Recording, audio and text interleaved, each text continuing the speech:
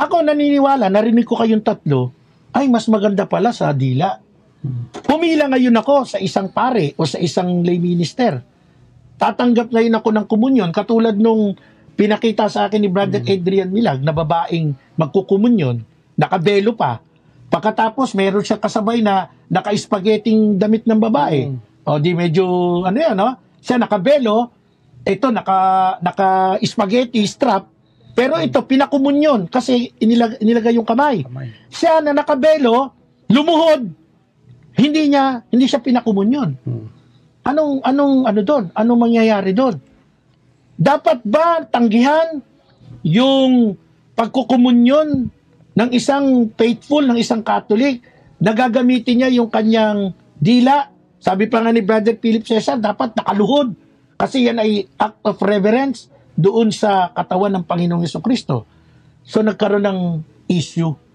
Nagkaroon ng bulilyaso. Bakit ko po sinabing bulilyaso? Unang-una, tandaan po natin, hindi ba pwede magkomunyon sa kamay? Pwede bang tanggihan ng pare o ng lay minister yung nagkukomunyon sa bibig?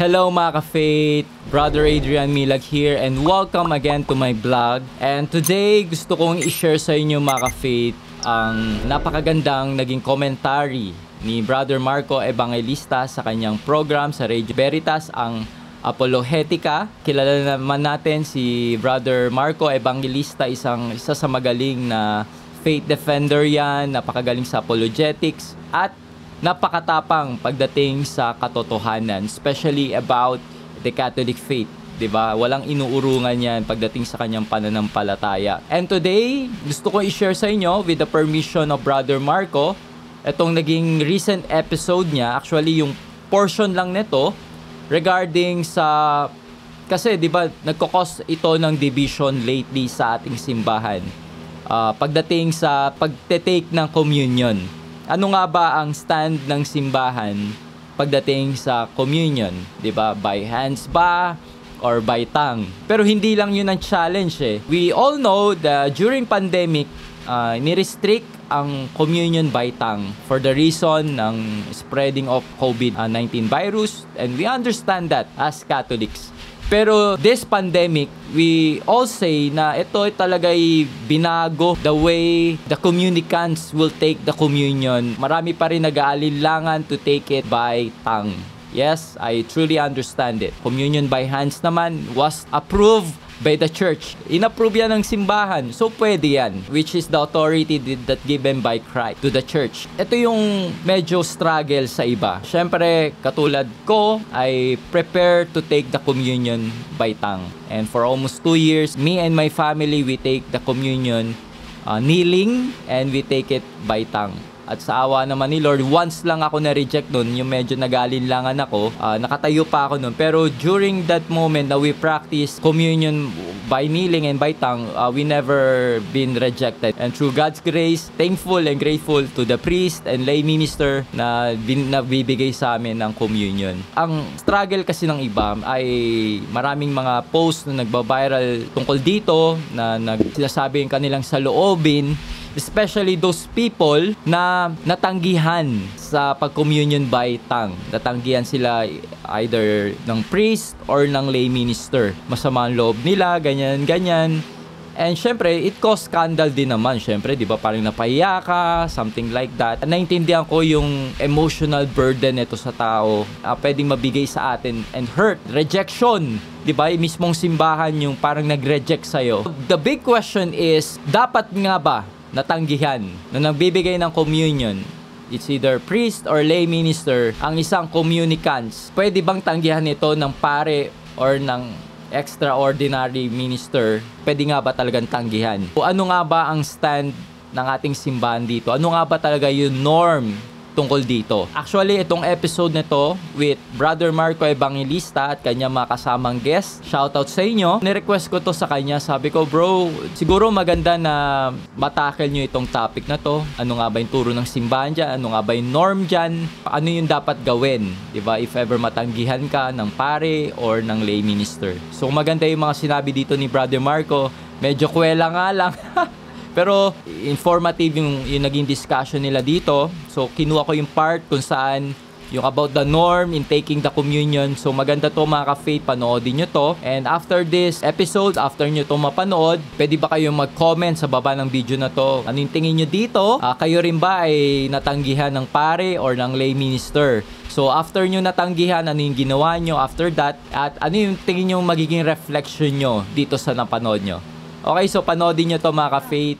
Anong katibayan sa Bible na yung ostia, yung tinapay, ay totoong katawan ng Panginoong Hesus? Ang liwanag po ng turo ni Apostol Pablo dapat siya sa atin ng tao ang kanyang sarili bago siya kumain ng tinapay at uminom ng kopa. Anong ibig sabihin nun? Kung ito'y ordinaryong tinapay lang, hindi mo kailangan magsisi, magtika ng sarili mo, at maging karapat dapat ba ako sa tinapay na ito na tatanggapin ko. Kaya meron tayong ganong usal, Panginoon, hindi ako karapat dapat na magpatuloy sa iyo, ngunit sa isang salita mo lamang ay gagaling na ako. Kasi po, kinikilala natin na yung tatanggapin natin is not an ordinary bread, is not a symbol, kundi mismong katawan ng ating Panginoong Hesukristo. Panalig, nasa ikalawang bahagi na po tayo ng ating palatuntunan na Apologetica. Salamat po sa Diyos sa loob ng 17 taon. 17 na ang ating programa. And of course, 16 years dyan, kasama natin ang yumaong si Tatang Larry Malyari. At ang inyo pong lingkod, ang tinig na inyong naririnig, sa loob ng 17 taon ay patuloy pong gamitin ng Panginoon. Ako po si Brother Marco, si Evangelista. At siyempre, thank you Lord. Thank you kay Father Anton Pascual, our President. Thank you kay Father Roy Billen, our Vice President for Operations. At sa ating mahal na Station Manager, si Madam Risa Mendoza, for giving us an opportunity. Kaya nandito tayo tuloy-tuloy. Maraming taon pa ng paglilingkod, Panginoon. Amen? Siyempre, ang ating kasama sa ating technical side, ang ating engineer, Edgar Bernardo. Siyempre, ang magandang lalaki si Brother Edgar. At ang ating masipag na production assistant si Brother Romar Bendo. Yan, ang init ng boot. Yung papawisan ako. Mainit ang talakayan Di ba, Brother Elias? At siyempre po, mga kapanalig, ngayong linggong ito, sa magandang talakayan na to, kasama ko ang magiting na faith defender, independent, si Brother Elias Arsadon, na isa ring TikToker, vlogger, Reels content creator, siyempre from Diocese of Caloocan. Alam niyo, pagka nagmimisa si Bishop Pablo David, no? Si BCP President, ito yung nasa kanan. Kasi siya po ay isang member ng Eucharistic Minister of the Holy Communion. Tama ba yung banggit ko? Eucharistic Ministry. Dati, ang tawag sa inyo, extra... yun ang sa amin, EMHC ngayon. Yung ngayon? Extraordinary. Oo. Pero dati tinatawag na Special Minister of the Holy Eucharist. Hindi ko inabot yan. Mali yun Kasi ang Minister of the Eucharist, pari lang yan. Kaya binago, ginawang EMHC. Special Minister of the Holy Communion. Kasi pag sinabi mong Minister of the Eucharist, ordained yun. Pari, obispo, at saka diakono. Yan. Pero, dapat natin maintindihan Ordinary.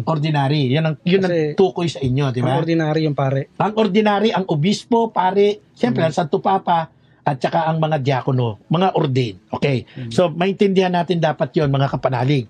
Now, kanina, binigyan natin ng emphasis. Yung tinapay, yung ostya na tinatanggap natin, hindi po ordinary. Yes. Ito po talaga'y totoong katawan ng ating Panginoong Hesukristo at nilinaw naman po natin yan through our official teaching. Sinasabi po na ito, nariyan ang kabuuan ng ating Panginoong Hesukristo, ang kanyang pagkatao, ang kanyang divinidad, ang buong si Jesus. Kaya ito'y dapat sambahin. Sabi ng Catechism, number 1324, 1327. Sinasamba natin siya. Binasa natin iyan according to Catechism of the Catholic Church number 1374 and 1378. At ito ba'y totoo na itong tinapay ay si Jesus mismo? Binasa po natin yung 1 Corinthians 11:27-29, sinasabi ni Apostol Pablo doon, kailangan siyasatin mo sarili mo kasi kung hindi ka karapat-dapat, nagkakasala ka sa Panginoon. How come na kumain ka lang ng tinapay, nagkasala ka sa Panginoon? Ganun lang po ang logic nun. Kaya ka nagkasala sa Panginoon kasi yung tinanggap mo, mismong ang Panginoon. Kaya dapat karapat-dapat ka. At bukod po sa mga binanggit kong sita sa Biblia, ito po ang sinasabi ng ating catechism or rather code of canon law mismo. Ito po ay batas na umiiral sa simbahang Katolika. Number 916, Brother Elias. A person who conscious of grave sin is not to celebrate Mass or receive the body of the Lord without previous sacramental confession, unless there is a grave reason and there is no opportunity to confess. If this case, the person is to remember the obligation to make an act of perfect contrition, which includes the resolution of confessing as soon as possible. Okay. So dito, Brother Elias, ano ang tinuturo ng ating Code of Canon Law? Dapat Dapat po na mangumpisal. kung ikaw ay Kung mayroong...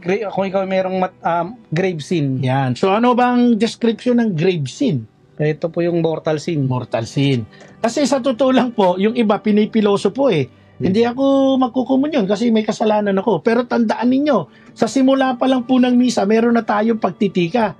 At sinasabi natin doon, inaamin ko sa makapangyarihan Diyos at sa iyong mga kapatid, doon ba ako nagkasala sa isip, sa salita at sa gawa, at sa aking pagkukulang, kaya inaamin ko, Kaya sinasama ko sa makapangyarihan Diyos sa inyong mga sa mahal kapatid. na Birheng Maria. Kung ano man yung dasal na yon.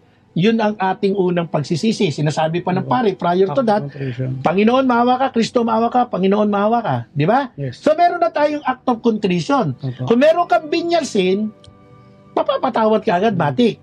And bukod dyan, di ba kumakanta pa tayo ng kordero ng Diyos? And then after that, sasabihin natin, ito ang Panginoong Jesucristo, sabi ng pare, mapalad ang tumatanggap ng katawan niya. Ano sasagot natin? Panginoon, di ako karapat-dapat magpatuloy sa iyo. Nandun na naman yung act of contrition. Kaya wala kang lusot.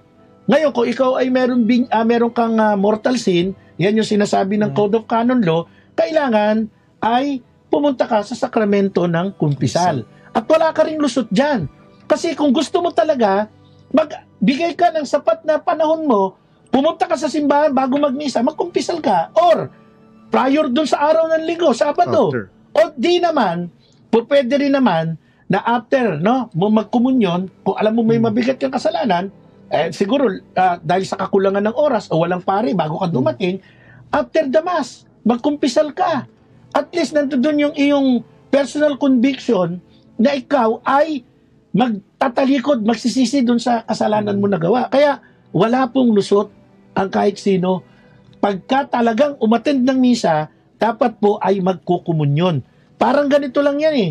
May birthday ka, Brother Elias. Yes. So, nung nag-birthday ka, madaling araw pa lang, aligaga ka na, punta ka na ng palengke, magpiprepara ka na, madaling araw, magluluto ka na. Pagdating ng tanghali, darating na kami. O pagdating namin doon, nakita ko, nakaluto ka na, masarap ang iyong recados. Tiningnan ko lang yung recados mo. Ay, Brother Elias, alis na ako. Alam mo, ang mapipil mo doon, na insulto ka. Bukod sa malulungkot ka, may insulto ka. Ano ba to? Hindi ba nito nagustuhan yung niluto ko? Hindi ba naging happy to sa preparasyon ko? Umalis akong bigla eh. Hindi ako nagkain. So yan ang misa. Pag ikaw ay dumating sa misa, tiningnan mo lang yung komunyon, hindi ka nagkomunyon, dinisregard mo yung piging na hinanda sa iyo ng Panginoon. Walang iba kundi ang kanyang katawan, Brother Elias. Yes. Di ba? So, yan po ang napatotoo na ang tinapay na tinatanggap natin ay talagang katawan at dugo ng ating Panginoong Yesus. At alam nyo, kung babasahin natin ng John chapter 6, yung buong chapter, nung sinabi ng Panginoon, kainin ninyo ang aking laman, inumin nyo ang aking dugo. Alam nyo ang ginawa ng mga iba? Tumalikod. Anong chapter makikita? Anong verse? John chapter 6 verse 66. Yan. Alam nyo kung sino tumalikod? Pag binasa nyo yung John 6:66, mga alagad na sumasama sa kanya. Pero nung sinabi niya ng kanyang ibinahagi na kainin niyo ang aking laman, inumin ang aking dugo, nako, tinalikuran po siya. Yan ang tawag dyan sa 666, mga demonyo. Kaya kapag kayo hindi nagkomunyon, baka kayo po nakakalabit na ni Satanas at kayo'y maging kampo na ni Satanas. Ganun lang po kasimple Tsaka mga kapag- kapanalig. Pero kapag umalis ka na sa simbahan, hindi ka na magkukumunyon. Pag lumipat ka na ng sekta. Of course. Siyempre, dati pag nireceive mo ang komunyon, ano ang pinakatamang elemento pag receive mo ng komunyon, Brother Elias? Dalawang klase kasi yan eh. Anong araw, pwede ba natin kwento yung history nung ano? O, Hindi, sa ngayon? ano yung pinaka elemento na kinukumpirma mong yung tinanggap mo ay ang Panginoong Jesucristo? Ano? Elemento? Anong ebidensya na ikaw mismo ina-admit mo yung tinanggap mong komunyon ay si Jesus mismo? Sa paano? Sa paano paraan sa pagtanggap sa dila? Hindi Sa- lang yun. Sa reverence. With Sa reverence. pagsagot mo ng amen. Ay. Tagal ko na ginagawa na ano. Oo. Kasi ang tanong ko ay, paano mo makukumpirma ang pag-ayon mo na yung tinanggap mo ay katawan ng Panginoon? Sa pagsagot mo ng amen. Ako kasi very, yung na-observe talaga ako eh. May mga, minsan mga lay minister, mga pari, hindi na nagsasabi ng katawan ni Kristo eh. Tama po yan. Ngayon yung tumatanggap, hindi na rin sumasagot ng amen. Meron nga brother sumasagot, please sumagot sa akin, thank you eh. Thank you. Sumagot sa akin talaga, thank you. Buti hindi sinagot, macho. Body of Christ, macho. Pero ako talagang binibigas ko yung katawan ni Kristo. Yan. Meron doon- Malakas talaga ang meron doon boses sa ko. amin. Ganun. Yaman na brother para hindi tayo magsala-salabat sa ere. Ang pinaka-importante, ang pagselyo mo na tinanggap mo sa tinapay ay mismong si Jesus, pagsagot mo ng amen. Yes. Yan ang tatandaan po natin mga kapanalig. Kaya wag tayong mahihiyang sumagot. Amen or amen. Di ba? Yun po ang kumpirmasyon. Napaka-importante po ng sagot na amen sapagkat ang ibig sabihin ng amen ay pagsang-ayon. Naniniwala ka, tinatanggap mo. Yan. So punta na tayo sa highlight ng ating paksa, ng ating topic. It is about manner. Yan. Yun. Ito na yung ating pag-uusapan. Yung manner ng pagtanggap ng komunyon. Kasi nga po, nahahati ngayon sa dalawa. Sa mismong loob ng simbahan, nahahati sa dalawa ang paraan o manner ng pagtanggap ng Holy Communion. Una, ang pagtanggap sa dila o sa bibig. Ako rather kahapon, nagsimba ako sa shrine o basilica ng minor basilica ng Santa Ana sa Taguig. Nagkomunyon ako, dila ang ginamit ko. In fairness, yung pari, walang kagatol-gatol. Inabot sa akin yung hostya sa dila. No? Yung aking kasama, si Brother Jose Corilla, ganun din. Pero nagtinginan muna sila nung lay minister. Kung ibibigay ba sa kamay o ibibigay sa dila. Yung kamay ni Brother Jose, ganyan, anong tawag yan? Yung parang prayer side, no? Hindi naka-open na ganun. So, yun ang meaning. Pag nakabukas yung palad, nakaangat ang kaliwa, nakailalim ang kanan, ang meaning niyan, tatanggap yan sa kamay. Pero pag yan ay naka-close na ganun, at naka-ready yung mukha, tatanggap yan sa dila. So, nagkalituhan. So, minsan kailangan, tayo ring nagkukumunyon, alam din natin yung dapat na gawin natin. Kung tatanggap tayo sa kamay o tatanggap tayo sa bibig. Ito na ngayon. Ano ba ang tama? Ano ba ang tama? Tanggapin mo ang komunyon sa dila o tanggapin mo ang komunyon sa iyong kamay? Okay. 4 tayo dito. Siyempre, wag muna nating ibigay yung eksaktong sagot according sa general instruction. Sa iyong pananaw, Brother Elias, ano ba ang tama? Dila o kamay? Para sa aking personal na pananaw, ang mas tama ay dila. Bakit?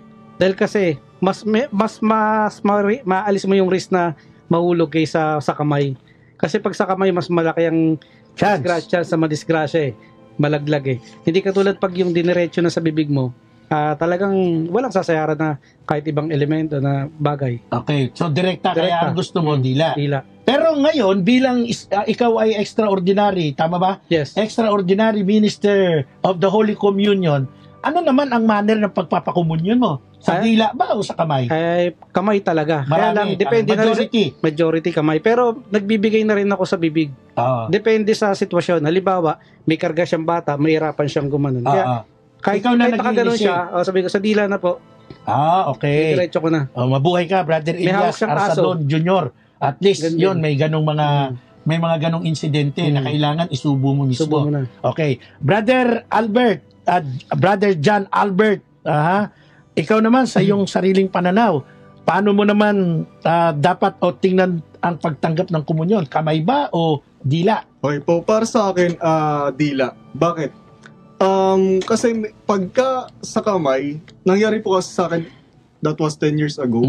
Nagbigay po ako ng komunyon. Ikaw mismo nagbigay? Yes po. Bakit? Ano ka rin ba?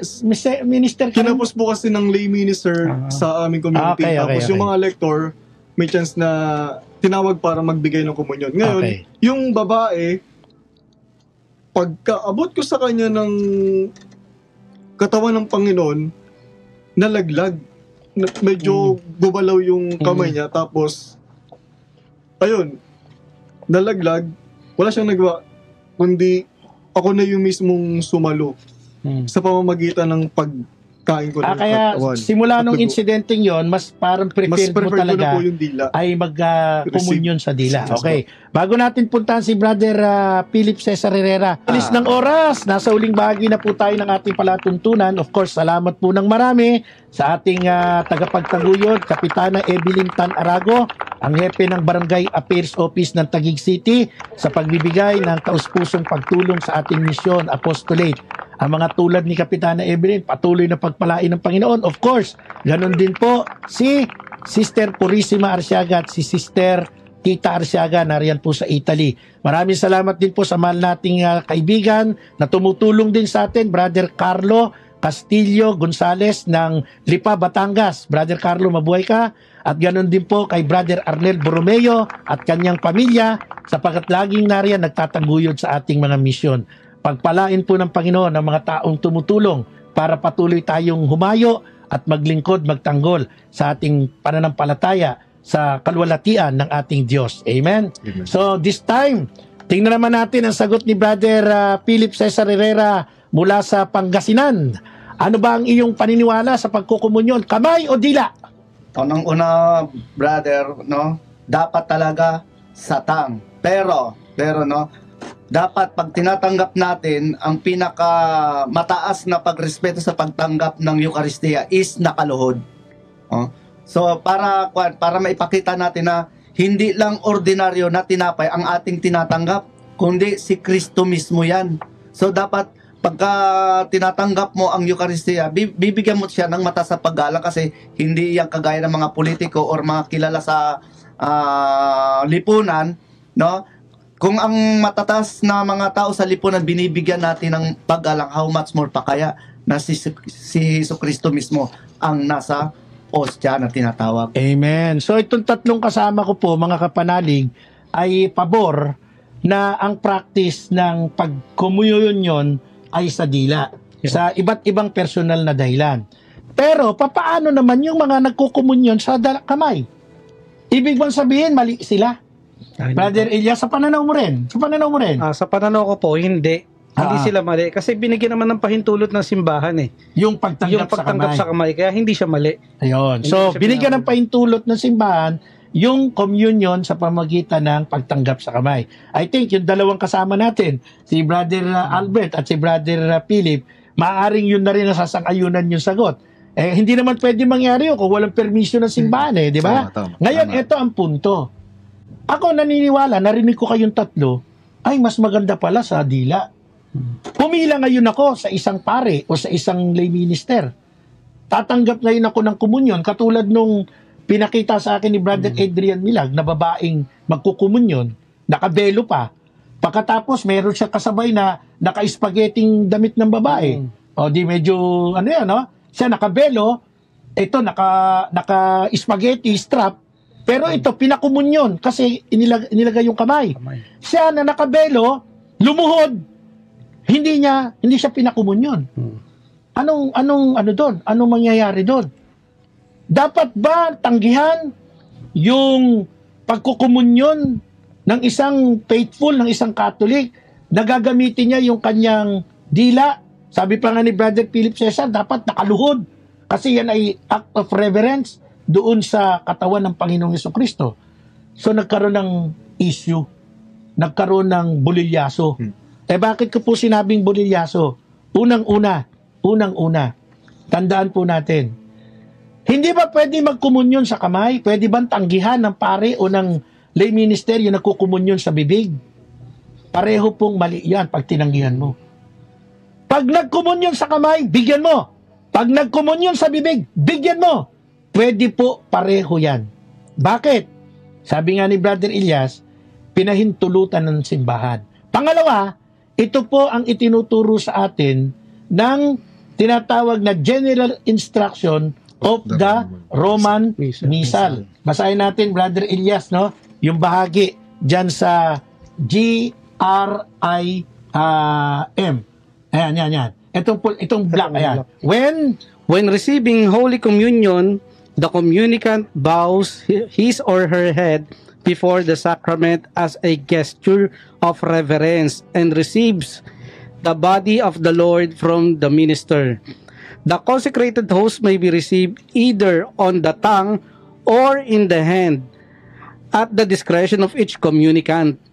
When Holy Communion is received under both kinds, the sign of reverence is also made before receiving the precious blood. Amen. So maliwanag po, pwede bang i-decline, pwede bang i-deny ng pare, na obispo, lay minister of the Holy Communion, yung communicant, pag ginamit niya yung dila niya o yung kanyang kamay? Hindi po pwede. Walang pwedeng tanggihan.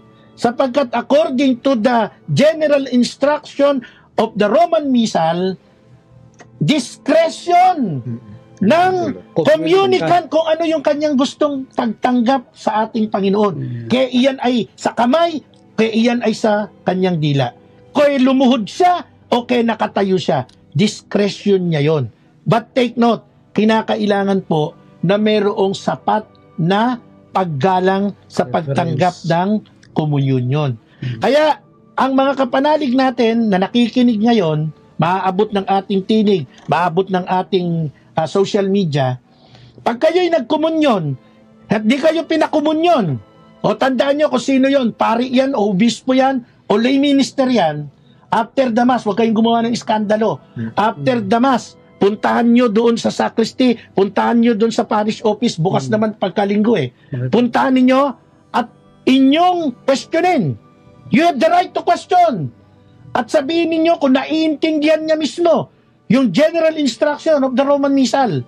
Kung pari yan, tinanggihan ka, at yan ay hindi niya naiintindihan, ayahiyang pari yan. Ngayon, kung lay minister yan, abay, gagto. Hindi, nagseseminar kayo, di ba? Yes. Maliba kung sa seminar niyo, hindi yung tinuturo. Dapat yung nagsiseminer sa inyo, dagukan. Kasi ano nangyayari, nagdudulot ng kahihiyan doon sa communicant. Tandaan niyo po itong salita kong ito. Hindi po ito galing sa akin. Galing po ito sa official na practice. Ito po yung tinatawag nating norm. Pag sinabing norm, ito po universal teaching, universal practice. Kaya hindi pwedeng i-deny, hindi pwedeng i-decline ang nagkukumunyon sa bibig, dila, o sa palad o kamay. Kaya nakaluhod, kaya nakatayo. Tandaan niyo po yan. Kasi ang totoo niyan, ang importante diyan yung puso mo, yung respeto mo Sabi nga, kaya si Hodang nakaluhod ka, nakatayo ka, nasa kamay ang pagtanggap o nasa bibig, wala ka naman sa estado ng grasya, useless lahat yon.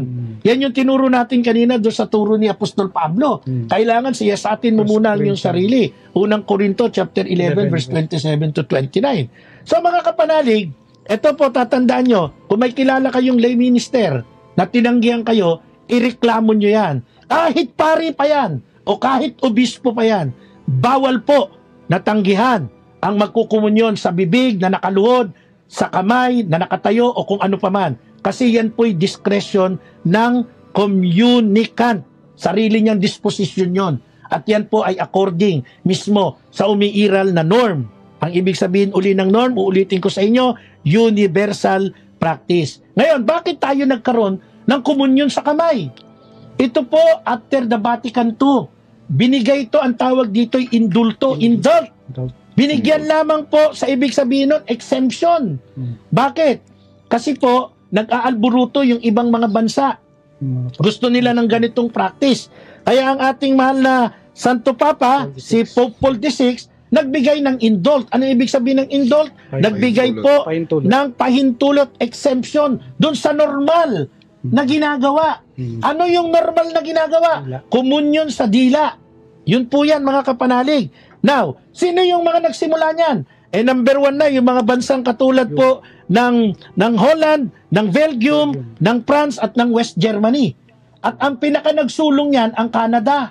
Yung Catholic Conference, Bishop Conference ng Canada. Sila yung primarily na talagang tulong para magkaroon ng komunyon sa kamay. Pero tandaan ninyo ibinahagi namin sa inyo yung tinapay ay katawan mismo ng Panginoon eh. Kung meron ka naman chance, kasi sabi nga discretion mo yan eh. Kung may chance ka naman, dapat tumanggap ka ng according dun sa norm, yung dila. Ngayon, tapos na ang COVID, tapos na ang pandemya. Wag na tayo, hindi, alam nyo, hindi, alcohol. Hindi, kailangan gawin nyo yung practice nyo as Catholic, na naniniwala kang yung tatanggapin mo ang ating Panginoong Hesus. Magkomunyon kayo sa dila. Pagka tinanggihan kayo, magsumbong kayo. Sumbong nyo kay Brother Marco. So, parting shot, Brother Elias, magbigay ka ng ilang mga maikling pangungusap para ma-encourage pa ang mga kapanalig natin na magkomunyon sa dila. Mga kapatid, wag po kayong mag-alinlangan na tumanggap sa dila. Pero hindi ko lang alam ano pa ba gagawin natin kasi yung meron na sa health ba may issue pa ba tayo sa sa Wala. health? Duda ko kung may pananampalataya ka, walang isyong Pero health. para sa akin, sa opinion ko lang talaga ito, gusto ko talaga dapat in-encourage ko kayo na sa dila nyo natanggapin. Kasi yun naman talaga ang proper yun ang talagang pinaka Ang gamit natin dyan, norm. norm ng simbahan na sa dila tinatanggap kasi mas malaki ang risk na kapag sa kamay nyo tinanggap, maaari pa siyang malaglag Tsaka dapat ka hindi sumasayad sa palad mo. Didiinan ko yung sinabi mong yan na hindi dapat dumadapo sa kamay natin. Sabi ni Santo Tomas Aquinas. Si Santo Tomas mismo, Doctor of the Church, ang sabi niya, only the consecrated hand can touch the Eucharist. Mahaba pa to mga kapanalig Lagyan natin to ng part 2 sa susunod na linggo. Kasi kulang to paliwanagan natin na to. No? Only the consecrated hand can touch the Eucharist. Sino yon? Yung ordained minister, mga pare, obispo, diakono.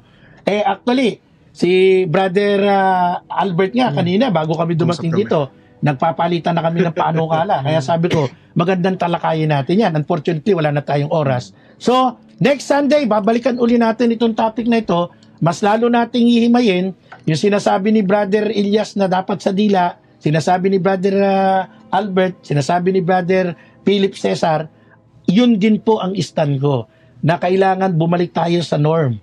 Ang ibig sabihin ng norm, yung universal practice ng simbahan. Di tuwan-tuwa ngayon yung mga mga traditionalist. Galit naman sa atin ngayon yung yung modernist. Dalawa yan Pag nagkomunyon ka sa kamay, may galit. Pag nagkomunyon ka sa dila, may natutuwa, may naiinis din. So sa next Sunday po mga kapanalig, yan ang ating babalikan. At patuloy po kayong umantabay sa ating palatuntunan, sa ating programang Apologetica. Maraming salamat po sa inyong pagsama sa amin.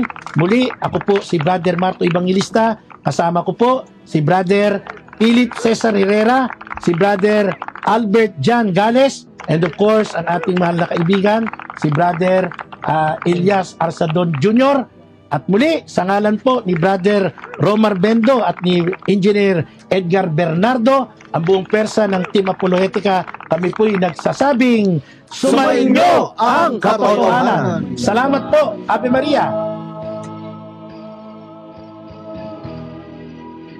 And also, mga ka-faith, huwag din po natin kalimutan na isupport si Brother Marco Evangelista. Alam nyo ba na si Brother Marco Evangelista ay sumulat na siya ng mga libro. Actually, 3 na yung libro na nasulat niya. Yan, pakikita ko sa inyo dito. At napakaganda ng libro niya na yan about apologetics, how to defend our Catholic faith, about Mama Mary, ano ba yung turo ng simbahan about our Blessed Mother, and about the Poong Nazareno. So, napakaganda ng mga libro na yan, mga ka-faith. So, available lahat yan sa Shopee. So, ilalagay ko yung link kung saan kayo pwede mag-avail ng mga libro ni Brother Marco Evangelista. So, thank you and God bless.